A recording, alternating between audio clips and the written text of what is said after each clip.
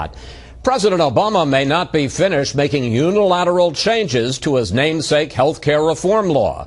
Chief White House correspondent Ed Henry tells us tonight about the latest effort under consideration to soften the blow for millions of Americans.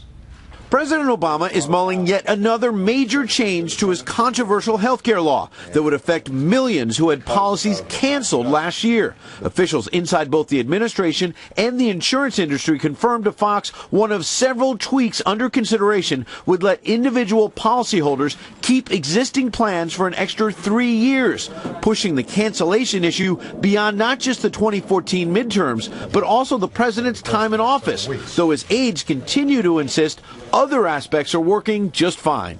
Healthcare costs have been growing at the slowest pace in 50 years since the Affordable Care Act was passed into law. A spokeswoman at the Health and Human Services Department stressed no more changes have been finalized, but said the administration is considering a 3-year extension for the estimated 14 million who buy individual plans, self-employed business owners, early retirees, and people stuck between jobs. Spokeswoman Joanne Peters telling Fox, quote, "While we are continuing to examine all sorts of ways to provide consumers with more choices and to smooth the transition as we implement the law, no decisions have been made." These are the policyholders who were affected by the false claim that if you liked your plan, you could keep your plan. At a November news conference, the president urged insurers to let people keep those plans through 2014, as he also acknowledged the web woes.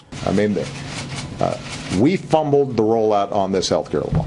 A top insurance industry executive told Fox Democrats are privately worried that this fall, on the eve of the midterms, policyholders will again start getting notices about cancellations and potential premium spikes for similar plans within the exchanges. In order to limit any political damage, the insurance executive said, the administration is exploring several changes, adding, quote, "I get the sense literally everything is on the table."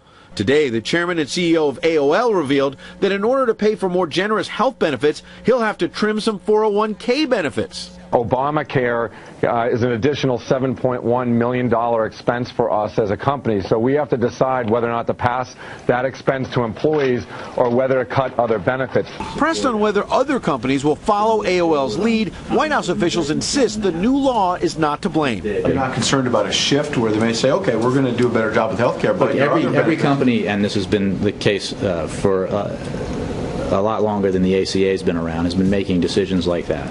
Gallup has a new survey out tonight suggesting that 68% of Americans are very or somewhat familiar with the new law. That's the same level as last summer, suggesting the PR effort needs a little more work. Chris? Ed Henry reporting from the White House. Ed, thanks.